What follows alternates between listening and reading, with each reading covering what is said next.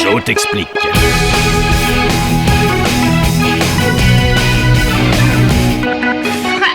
N'importe quoi. Ah, pourtant, ma boussole est infaillible d'habitude. Excuse-moi, Tom, pour le retard. T'inquiète, j'ai l'habitude. T'exagères toujours. Ça, c'est une moto. Ça, une grosse voiture. Oh, là-bas, un camion de poubelle. Ça t'intéresse, les voitures? C'est du nouveau. Non, j'essaye de reconnaître les moteurs à essence et ceux qui marchent avec du diesel. C'est Leïla qui a un exposé. Je lui ai promis de l'aider. Alors, on va commencer par expliquer tout d'abord ce qu'est le pétrole pour bien comprendre tout ça. Oui. Le pétrole s'est formé sous la Terre il y a des millions d'années. M'aurait étonné qu'on parte pas chez les dinosaures ou dans le désert avec toi. Mais si, c'est important. Joe t'explique. Pendant des millions d'années, des animaux morts, des végétaux morts ou des sédiments marins se sont enfoncés sous la Terre. Avec la chaleur et la pression des couches successives qui se sont formées dessus, ils sont devenus liquides. C'est ça alors le pétrole? Oui, revenons à mon dessin. Ça, c'est donc une plateforme pétrolière sur la mer. Il y a presque les mêmes sur le sol. Cette plateforme est composée de deux parties.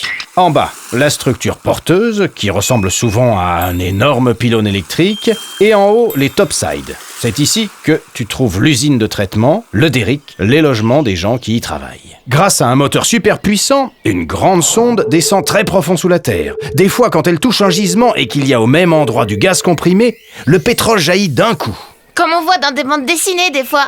Oui, mais le plus souvent, il faut utiliser des pompes pour extraire le pétrole. La plupart du temps, on transporte tout ce pétrole par la mer et les océans, dans des immenses bateaux appelés des pétroliers. Et après, pour l'essence? Ça, c'est le travail des raffineries.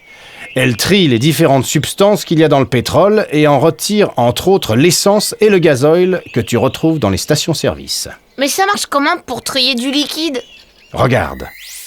Ça, c'est une tour de raffinerie. À l'intérieur, il y a des plateaux horizontaux percés de petits trous. En bas, on fait chauffer le pétrole dans un four. Suivant leur constitution, les parties plus légères du pétrole remontent dans les étages supérieurs.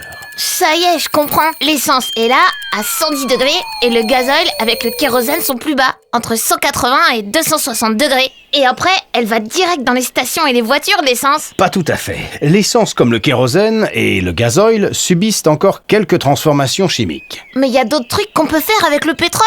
Plein de choses de ton entourage sont fabriquées avec du pétrole. Le caoutchouc, le plastique, la peinture, le gaz domestique. Il y avait même à mon époque des lampes à pétrole. Ah ouais? Quand ma grand-mère m'accompagnait dans mon lit le soir, parce que mes parents étaient toujours en train de travailler au bazar, je me rappelle très bien, presque comme si c'était hier. Oui.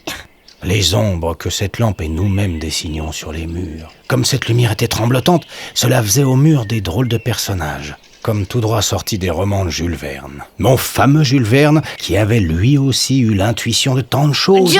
Joe, merci, t'es super gentil. Je vais aller faire l'exposé de Leïla maintenant. Bien sûr.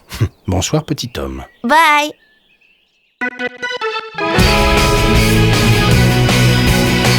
Joe t'explique.